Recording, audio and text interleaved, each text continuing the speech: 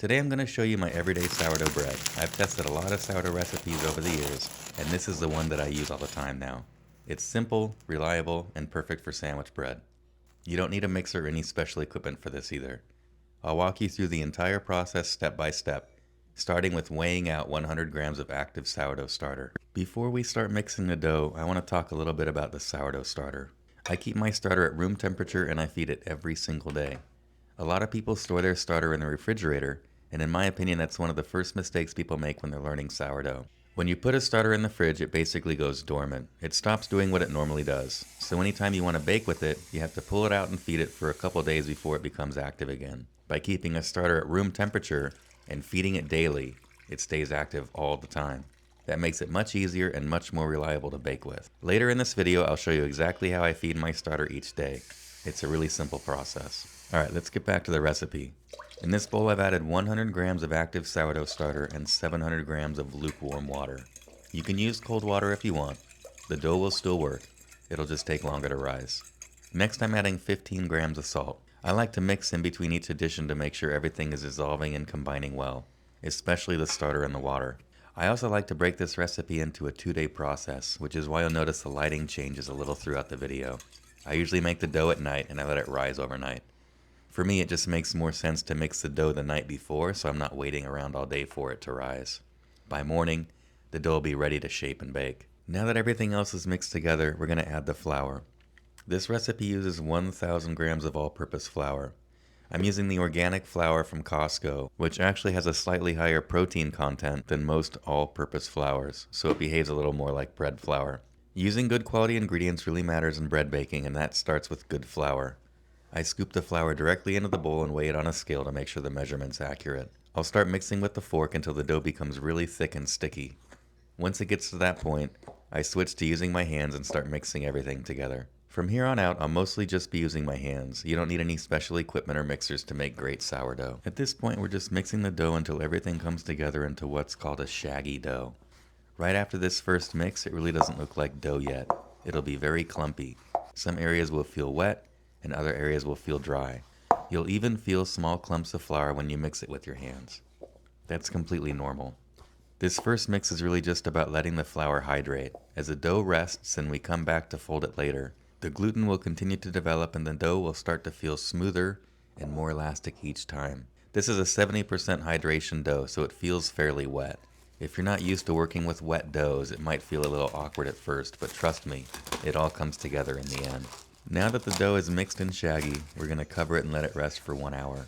Here's a tip I've learned after making a lot of sourdough. Many recipes tell you to cover the dough with a towel, but when I do that, the dough tends to dry out. Instead, I like to cover the bowl with plastic wrap. It helps trap the moisture and control the environment so the dough doesn't dry out. It's a small detail, but it makes a huge difference. While the dough is resting, this is a great time to feed our starter. To feed it, I simply add equal parts flour and water. I like to keep about 2 cups of starter on hand, so I always have enough ready to bake with. When I first started baking sourdough, I weighed everything out every day, including my starter, and that's a great way to begin. But over time you start to recognize what the starter should look like, so now I'm comfortable just adding flour and water by eye. If this were a day that I wasn't making dough, I would discard some of the starter first, then add my flour and water. I mix it together until it comes together into a thick batter. It's completely fine if there are a few clumps in your starter. The yeast will break that down and it will become smooth the next time you feed it. This is pretty much the consistency you're looking for right here. It's like a really thick pancake batter. Once the starter is mixed, I like to wet my finger and run it along the inside of the jar to clean off any starter stuck to the glass. If you leave the starter on the glass, it dries out and gets really crusty and it becomes much harder to clean later. Another quick tip, if you're discarding starter on a day when you're not making dough, make sure you throw the starter in the trash and not down the sink. It can build up in your pipes and cause problems over time. Once the jar is cleaned up, I place the lid on top, but I set it on upside down. That way the jar is covered so insects or dust can't get inside, but air can still escape as the starter ferments. If you seal it tightly, pressure can build up and push the lid off. Now that the dough is rested for 1 hour, we can do our first set of folds. You'll notice right away that the dough already feels better. It's more cohesive and better mixed, even though it's just been sitting there by itself resting. To do the folds, I grab the dough from the outside edge, stretch it upward slightly, and fold it toward the center. I'll keep working my way around the bowl like this for a few minutes. As you do this, you'll start to feel the dough tighten up and the ball will begin to feel stronger and more structured. I just keep on working it until I feel like it's at a good point, and then we'll stop and let it rest again. Rather than cutting this part of the video into multiple sections to shorten it up, I wanted to leave it in so you can really see how the dough changes as you work it. Once the dough feels tighter and smoother, we'll cover it again and let it rest overnight. During that time, the dough will continue to ferment and it should roughly double in size by morning. We'll just recover this up with plastic wrap and come back tomorrow. The next morning, your dough should look something like this. It should be puffed up and roughly doubled in size. We'll remove the plastic wrap and gently punch the dough down and then do another set of folds. Just like before, you'll grab the dough from the outside edge, pull it up slightly, and fold it into the center. Then rotate the bowl and repeat. Work your way around the bowl for a minute or two. At this point, you'll really notice the difference when you're working with this dough. The dough is much more elastic and it feels much more like an actual dough. There shouldn't be many clumps left. It should feel smooth, soft, and still wet. As you're working with the dough, you may actually hear little bubbles popping as gas releases while you're folding it. That's a good sign.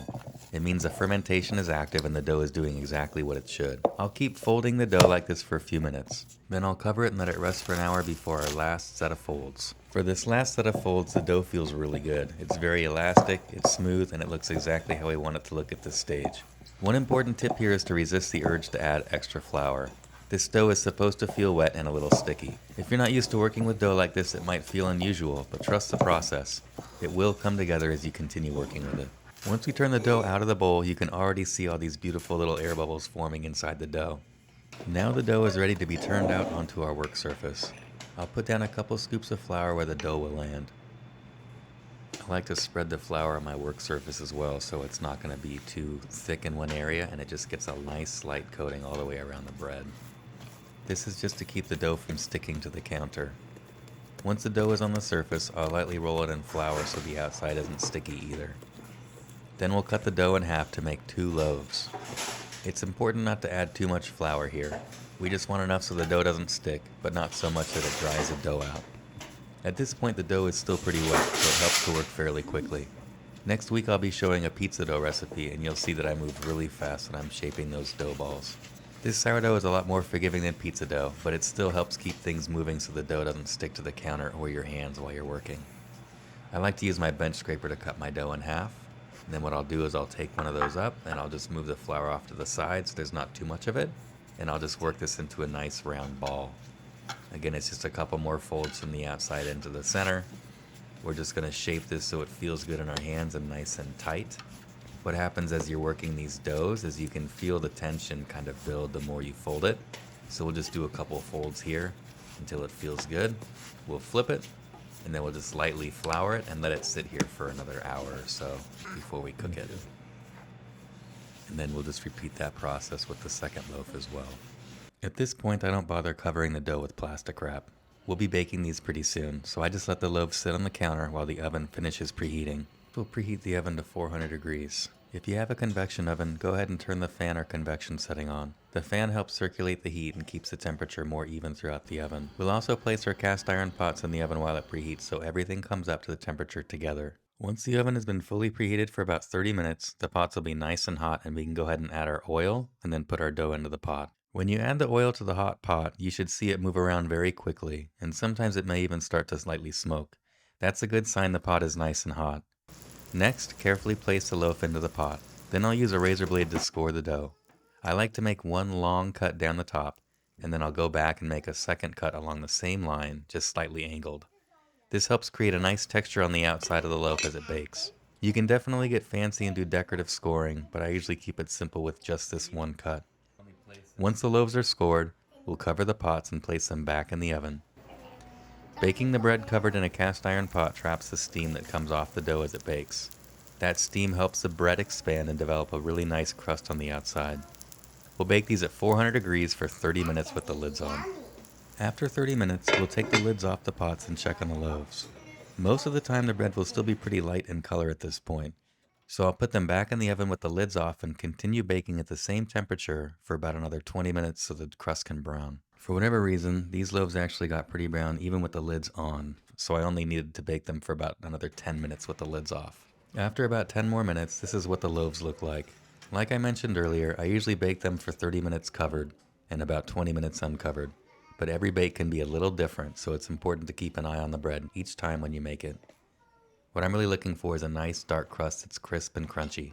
I like a crusty loaf because it gives the bread a great texture. It's perfect for sandwiches, it's really great with butter, and honestly, it's just a really nice way to enjoy fresh bread. Your bread should look like this, and it should sound like this. It's supposed to be best to let the bread sit and cool for about an hour before cutting into it, but honestly, I can almost never wait that long, and butter melts a lot better when the bread is still a little warm like this. If you do cut into it early, just make sure you use a nice really sharp knife and take your time slicing through the loaf. If you enjoy videos like this and want to keep learning how to cook from scratch, make sure to subscribe. We'd love to have you come gather at our table. Thanks for watching, and I'll see you in the next video. You made some yummy sourdough bread. It was good, huh? Yeah.